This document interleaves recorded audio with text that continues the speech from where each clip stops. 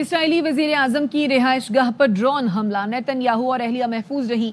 तर्जुमान Israeli वजीर आजम ने हमले की तस्दीक करते हुए बताया, शुमाली इसराइल के इलाके कैसरिया में वाक़ई नेतन्याहू की रिहाइशगाह पर ड्रोन हमला किया गया। अभी आपको बताएं कि लबनान से किए गए ड्रोन हमले में नेतन्याहू की निजी रिहाइशगाह को निशाना बनाया गया। नेतन्याहू के दफ्तर से जारी बयान में कहा गया है कि नेतन्याहू और उनकी अहलिया हमले के वक्त कैसरिया में मौजूद नहीं थे। नेतन्याहू के घर पर एक ड्रोन अटैक हुआ है, ये ऐसी खबर है जिसने सोशल मीडिया पे तहलका मचा दिया है।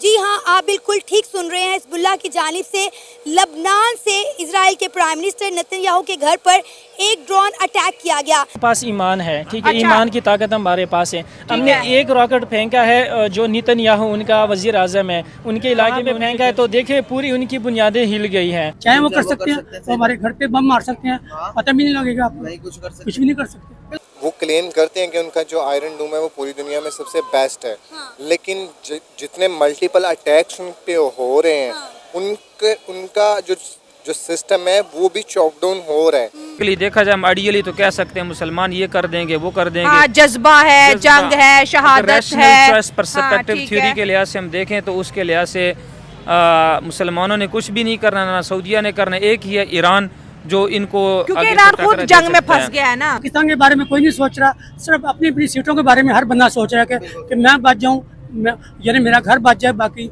पाकिस्तान जाए। जो हालात बन रहे हैं ना पाकिस्तान के, मुझे लग रहा है कि जो इसराइल जो है ना, मैंने आज खबर पढ़ी है, वो पाकिस्तान के लिए खतरा पैदा हो गया है। दोस्तों, इजराइल ने जब से आतंकवादी संगठन हमास के चीफ सिनवर को ठोका है, तब से मुस्लिम मुल्कों में रोना धोना शुरू हो गया था। लेकिन अभी यही जिहादी इजराइल के पीएम के घर पर हुए ड्रोन हमले को लेकर खुशियां मना रहे हैं। हालांकि इस ड्रोन हमले में कुछ भी नुकसान नहीं हुआ। इस ड्रोन हमले में ईरान का हाथ बताया जा रहा है। वैसे सबको पता है, जितने भी आतंकवादी संगठन है उनको ईरान ही पाल रहा है। इसी हमले को लेकर पाकिस्तान ऐसे खुश हो रहा है मानो उनके अम्मा की शादी हो रही है। वैसे आप इस बारे में क्या सोचते हैं, हमें कमेंट बॉक्स में जरूर बताना, और वीडियो पसंद आए तो इसे लाइक करें और साथ में शेयर भी कर देना। किस तरह अगर उनके पास, वो कहते हैं कि हमारे पास टेक्नोलॉजी है, सिस्टम है रोकने के लिए, लेकिन हमारे पास ईमान है, ठीक है। ईमान की ताकत हमारे पास है। हमने एक रॉकेट फेंका है जो नेतन्याहू उनका वजीर आजम है, उनके इलाके में फेंका है, तो देखिए पूरी उनकी बुनियादें हिल गई हैं। अमेरिका तक वो इतनी बात फैल गई है। उन्होंने जो अभी रिसेंटली ये हमास थे, पहले मखसूस इलाके टारगेट करते थे, अब उनका जो मेरे ख्याल से निशाना है वो डायरेक्ट नेतन्याहू की तरफ उनका निशाना हुआ है। तो नेतन्याहू तो नहीं डरे, उनसे पूछा कि आपके घर के ऊपर अटैक हो, अगर आप घर के अंदर होते, मारे जाते, तो अब क्या आप रुकेंगे? उन्होंने कहा नहीं, मैं हिजबुल्लाह की लीडरशिप को खत्म करूंगा, मैं तो रुकने वाला नहीं हूं। नहीं, अभी वो उनका जो एक दिन पहले का 17 अक्टूबर का बयान था ना, मतलब 2 दिन पहले का, कि उन्होंने वो संवार नाम था जिसका, यहया संवार, वो उसने मतलब बयान दिया कि हमने उसको शहीद कर दिया है। लेकिन आप ये नहीं कह सकती कि वो मतलब नहीं डरे, ठीक है। उन्होंने जो इमरजेंसी नाफज की अभी इसराइल में, ठीक है, इमरजेंसी अलर्ट हो गया। इससे यही साबित होता है कि उसकी जो है ना बुनियादें हिल गई है, और वो इतना डरा हुआ है कि उसने इमरजेंसी का ऐलान इसराइल में कर दिया है, ठीक है। अब इसका जवाब जो है ना उनको मिल गया कि किस तरह ईमान की ताकत अगर आपके पास है, और आपके पास एक छोटा सा हथियार भी है ड्रोन की सूरत में, आप जितना मर्जी मॉडर्न टेक्नोलॉजी का सिस्टम इस्तेमाल कर लें, ठीक है, अपना डिफेंस सिस्टम इस्तेमाल कर लें, लेकिन हमने जो टारगेट मतलब मुस्लिम कंट्रीज ने सेलेक्ट किया था, वो हमने अचीव कर लिया है। अब तो अमेरिका भी इसराइल को कह रहे हैं कि ये सीज फायर कर दो, ये जो है जंग बंद कर दो, क्योंकि ये इस जंग से पहले 42,000 के करीब गजा के अंदर फलस्तीनी जो है शहीद हो चुके हैं।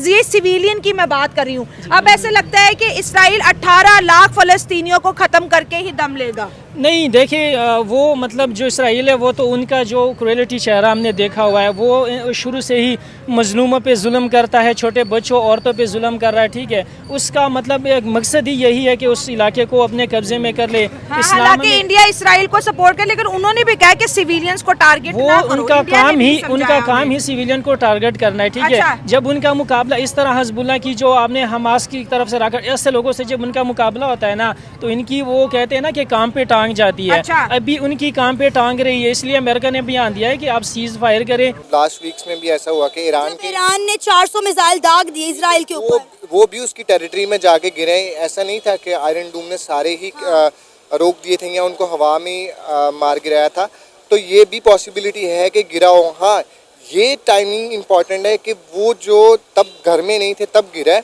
और उसके बाद की जो स्टेटमेंट्स आ रही हैं वो इम्प्लीकेशंस जो हैं वो रीजनल इम्प्लीकेशंस बहुत ड्रास्टिक हैं जो स्टेटमेंट्स हैं कि हम सही कर रहे हैं, जैसा कि उनकी एक आइडियोलॉजी है ग्रेटर इसराइल की जो बनाने की, तो उसी के ऊपर वो लगे हुए, इसलिए उन्होंने मल्टीपल फ्रंट्स पे अपने जो है ना वो टेरिटरीज ऑक्यूपाई करते जा रहे हैं, जो कि that will be the great graveyard instead of greater Israel. Sir अब ये देखें ना कि जिस तरह इजराइल बड़े बड़े लीडर्स को टारगेट कर रहा है, हमास के, हिजबुल्लाह के, तो डेफिनेटली वो ये कैसे भूल सकते हैं कि उन पर अटैक नहीं किया जाएगा।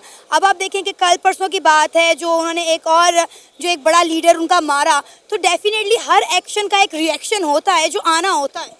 बेसिकली बात वही है कि वो फ़लस्तीन में नाजायज़ अटैक्स करें, गज़ा पे नाजायज़ अटैक करें, दे डोंट हैव एनीथिंग कि वो डिफेंड कर सकें, भाई हम इस वजह से अटैक कर रहे हैं, तो उनके पास कुछ बचा नहीं, तो उस वजह से ये खुद अपने आप पे आई थिंक कि अपने आप पे खुद करवा के और ख़ुद एक क्लेम करवा रहे हैं कि नाउ वी हम दोबारा इन पे अटैक करें, और आई थिंक और जो भाई वाली बात की उनके डिफेंस सिस्टम फेल हो रहे हैं, आई अंडरस्टैंड कि डिफरेंट एरिया को उनके डिफेंस सिस्टम कवर नहीं कर सकते, बट आपका जो मोस्ट इंपॉर्टेंट पॉइंट होता है ना, मोस्ट क्रिटिकल पॉइंट होता है, आपका प्राइम मिनिस्टर का घर होता है या प्रेसिडेंट प्राइम मिनिस्टर, आप इस तरह के एरियाज़ में कुछ चिड़िया भी बगैर इजाज़त के पर नहीं मारती हैं, और आप कह रहे हैं कि एक अननोन स्पेस से एक रॉकेट आ रहा है और डायरेक्ट उनके घर में जा रहा है, this is a contradiction for me, I don't believe it.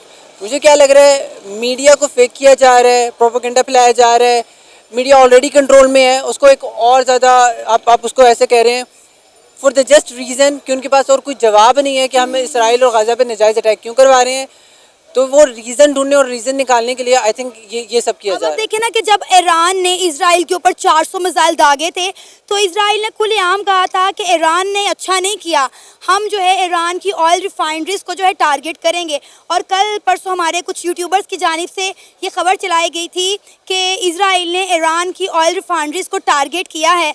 आपके अकॉर्डिंगली क्या ये खबर सच है? क्योंकि मैंने सोशल मीडिया पे या मेन स्ट्रीम मीडिया पे ऐसी कोई खबर नहीं देखी कि इजराइल ने ईरान की ऑयल रिफाइनरीज पर अटैक किया और वो लोग रो रहे हैं, चीख रहे हैं, बिलबिला रहे हैं, लेकिन पाकिस्तान के कुछ यूट्यूबर्स की जानिब से ये खबर दी गई है। ये वाली न्यूज़ में मैंने गो थ्रू नहीं सुनी, अगर सुनी होती तो I would go for it, आप इनसे पता कर लें। ये जो टेक्नोलॉजी हम यूज कर रहे हैं ये हमारे कंट्रोल में है ही नहीं है। हम अगर यहाँ पर बात करेंगे चश्मे के बारे में, ये हमें ऐड दिखाना शुरू करेगा, हमारी सारी बातें वो सुन रहा बैठ के सुन रहा। ये पुरानी बात है, पता नहीं इसकी सच्चाई कहाँ तक है कि हमारा एक जर्नैल गया था पेंटागन में। हाँ जी सुना मैंने, तो सुना है ना, पुरानी बात है, पता नहीं कौन सा जर्नल गया था पेंटागन में, उन्होंने जिस अपने उस बैठाया था जिस जगह पे, वहाँ उन्होंने पूरा नक्शा था पाकिस्तान का, दिखा दिया था, उन्होंने कहा यही है। फिर उन्होंने कहा था कि आप नहीं बोले, हम बताते हैं आप कहाँ रहते हैं, क्या करते हैं, आपका मकान कैसा है, आपका दरख्त। अच्छा ये तो हुई पेंटागन की बात। मैं आपको सही बात बता रहा हूँ आपको। मैं उस वक्त ग्रेजुएशन करने के बाद ना एक दोस्त मुझे ले गया, टिप्टन है कॉम्बैक अमेरिकन एक फर्म थी, ये जो फरुखाबाद की नहरें हैं ना, इनके नक्शे बनाते थे, सनी व्यू है ना वर्क हाउस, उसकी बैक पे सनी व्यू था, तो उसी के पल्ली साइड पे गोलर हाउस है, रेडियो पाकिस्तान उसके साथ है, आपको पता होगा सनी व्यू का। वहाँ वो अंग्रेज अमेरिकन और पाकिस्तानी मिलके के नहरों नक्शे वगैरह बनाते थे। अच्छा मेरा जवानी का वक्त था, वो मेमे थी अमेरिकन लेडीज़ है, वो बड़ा प्यार करना शुरू कर दिया उन्होंने, तो वो कॉफ़ी शाफी अपने कमरे में ले जाती थी, तो मैं ऐसे ही बैठा हुआ था, नक्शे बड़े बड़े दीवार के साथ लटके हुए थे, पाकिस्तान के नक्शे, पाकिस्तान के, यहाँ पंजाब के नक्शे लगे हुए थे। अच्छा एक बड़ी लंबी स्टिक भी पड़ी हुई थी वहाँ पे। मैं मिस थी क्रिश्चियन, उनकी फैक्ट्री थी, तो वो मुझे कुछ ज़्यादा मतलब वो मैंने उसको कहा कि मेरा गांव आप बताएं यहाँ कहाँ है। उसने बता दिया बेटा ये बात पता है 63-64 की बात कर रहा हूँ मैं। अच्छा है ये नहर नहीं फरुखाबाद की, ये उस वक्त के नक्शे आप अंदाजा लगा उस वक्त उसको पता था? उस वक्त। अच्छा मुझे कह रहे हैं अच्छा क्या नाम है तुम्हारे गाँव का?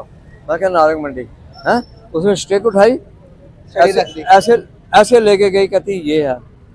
मैंने देखा नारंग। अब मुझे कहती ये भी बताऊं कि कितनी नहरें आपको मिलती है, कितने नाले मिलते हैं, दरख्त कितने हैं, वो छप्पड़ मतलब अंग्रेजों को सब पता है। यानी वो बैठी मुझे बता रही है ऐसे। हाँ जी।